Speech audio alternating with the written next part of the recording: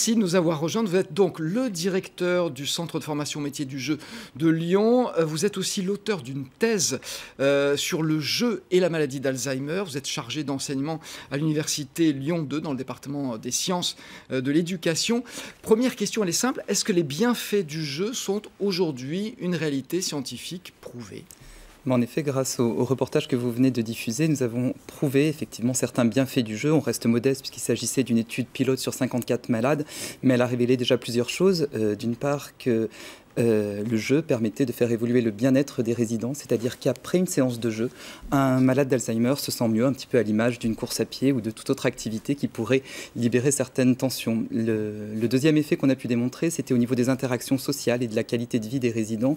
Et on s'aperçoit que là aussi, le jeu augmente ces interactions sociales des résidents atteints de la maladie d'Alzheimer. Ouais. Et enfin, peut-être juste un troisième effet, c'est la diminution des troubles du comportement, et c'est pas moindre, lors des séances de jeu. Lorsque ces séances sont complètement adaptées aux malades d'Alzheimer, on s'aperçoit que les troubles du comportement diminuent très nettement. Oui.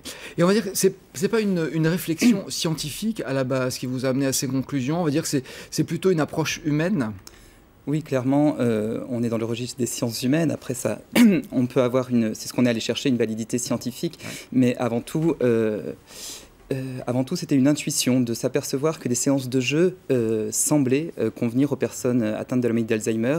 On s'apercevait que les troubles du comportement diminuaient. On a souhaité, à travers la recherche Ludim, essayer de prouver les bienfaits du jeu d'une façon scientifique, en fait. Alors, comment est-ce que ce programme a été élaboré? Comment est-ce qu'il fonctionne? Comment ça marche? Alors, du coup, ce programme a été d'abord élaboré par 3 acteurs. Effectivement, le Centre de recherche et de formation FM2J, qui s'est occupé de la partie pédagogique. Je reviendrai dessus dans un instant. Le Centre de recherche clinique du professeur Crolac-Salmon, qui s'est intéressé à la partie scientifique, à la preuve scientifique des bienfaits du jeu. Et bien entendu, il nous fallait des malades pour expérimenter ce protocole. Et là, l'Institut du bien vieillir Corian a permis effectivement de faire passer cette pédagogie-là auprès de 54 malades d'Alzheimer. Concrètement, comment on mène une séance de jeu auprès des malades d'Alzheimer? Le centre de formation a réfléchi sur 3 piliers. Quel jeu on doit choisir lorsqu'on doit faire jouer un malade d'Alzheimer? Là, on s'est aperçu qu'il fallait un jeu complètement adapté aux compétences du malade d'Alzheimer. La plupart du temps, on s'aperçoit qu'on a besoin d'aider le malade d'Alzheimer. Et à partir du moment où on aide le malade d'Alzheimer, on lui dit indirectement qu'il ne sait pas faire, qu'il ne maîtrise pas.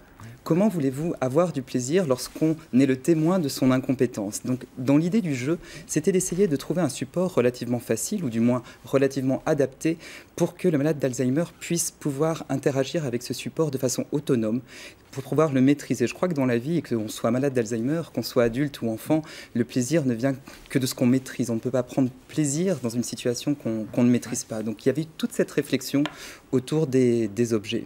Il y a une notion de valorisation, donc, de la personne. Oui, à partir du moment en effet où on lui donne un support qu'il maîtrise, on renforce l'estime de soi. C'est-à-dire qu'en miroir, le jeu vient nous dire une certaine réussite, une certaine maîtrise de ses compétences. Et donc c'est effectivement un excellent support de valorisation et de renforcement de l'estime de soi. Ouais. Alors, la question qui se pose évidemment, on l'a compris un petit peu à travers le sujet, on parle de réticence. Comment est-ce que vous avez réussi à convaincre un public qui est sceptique, le public de ces maisons de retraite, mais pas seulement, peut-être le public des médecins aussi? J'imagine que ça a été un long travail à effectuer.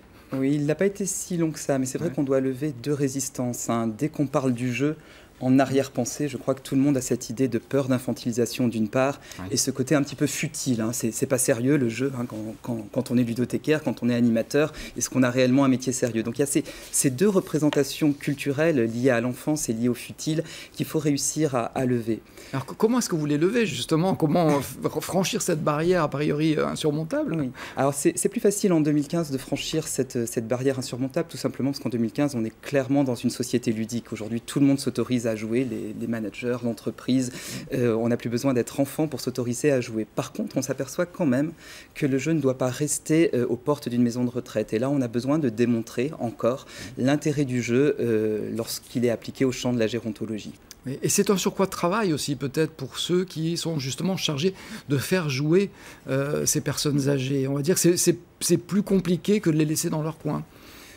Alors, oui et non. Alors, je caricature un petit peu, on ne laisse pas dans leur coin toutes les personnes. Oui, parce que le propre des professionnels qui travaillent dans des maisons de retraite, c'est effectivement la prise en charge du malade d'Alzheimer. Par contre, dans cette prise en charge ludique, c'est plutôt une remise en question des pratiques professionnelles qu'on essaye d'opérer, puisque le jeu est basé sur une approche non directive. C'est-à-dire qu'au lieu d'être dans la directivité d'une méthode, on va essayer au contraire de privilégier une position d'observateur. C'est-à-dire, au lieu d'aider systématiquement le malade d'Alzheimer, on va plutôt agir sur le cadre et non directement sur le malade d'Alzheimer. Donc c'est cette remise en question de la directivité du professionnel sur lequel on a essayé d'agir. Oui.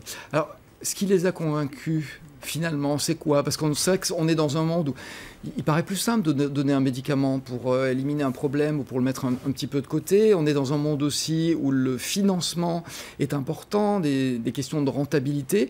Comment est-ce que là aussi vous avez surmonté ces difficultés-là? Quels ont été les arguments que vous avez avancés pour dire c'est aussi dans votre intérêt? Oui. Les arguments avancés, c'est déjà essayer de montrer qu'on va lever des difficultés qui sont réelles. C'est-à-dire qu'aujourd'hui, lorsque la pathologie évolue dans la maladie d'Alzheimer, les professionnels se retrouvent en réelle difficulté pour pouvoir proposer des animations adaptées. Et les résultats de notre réflexion essayent de montrer mais d'où viennent ces difficultés de ne pas réussir à mener des animations adaptées. Et donc c'est en essayant de montrer qu'on va lever certains freins, certaines difficultés du choix de jeu, de la façon dont on va encadrer ces malades d'Alzheimer, qu'on a réussi à convaincre finalement à la fois le côté scientifique, mais également le côté expérimental. Mais finalement aussi, la valorisation a joué des deux côtés. Vous valorisez le malade, mais aussi en quelque sorte, vous valorisez ceux qui sont là pour le soigner, pour s'en occuper. C'est ça aussi, c'est peut-être aussi un des secrets de la réussite de cette expérience. Oui. Cette expérience est en effet complètement dans la psychologie positive, c'est-à-dire qu'au lieu de s'intéresser aux symptômes du malade d'Alzheimer, on s'intéresse à ses compétences. Parce que pour proposer un jeu adapté, il faut forcément regarder ce que sait faire le malade d'Alzheimer et les désirs qu'il incarne. Et donc du coup, on nous oblige à le regarder sous l'angle de la compétence et du désir et d'éviter de le regarder sous l'angle des symptômes. On va chercher ce qui fonctionne encore et on le stimule. Alors, on sait que la position de la Haute Autorité de Santé sur cette approche, elle est simple. Elle dit clairement c'est mieux que des traitements médicamenteux actuels. Donc ça vient renforcer ce que vous nous disiez. C'est-à-dire il y a les preuves scientifiques de l'efficacité de cette méthode. Je vais qu'on dise un mot pour terminer quand même sur la vocation du centre de formation au métier du jeu. Quel est votre travail justement en dehors de cette aide qui est apportée aux malades et à leurs familles? Oui. Donc FM2J cherche à former tous les professionnels qui utilisent le jeu ou le jouet dans leur métier. Donc là on vient de parler effectivement des professionnels de la gérontologie, mais on s'aperçoit qu'ils sont plus nombreux que ce secteur d'activité. On va également former tous les professionnels de la petite enfance, les professionnels de la culture, les professionnels de l'animation, voire même les professionnels des ressources humaines ou de la psychopédagogie pour utiliser le jeu dans leur pratique. Et c'est combien de personnes à peu près ce centre de formation?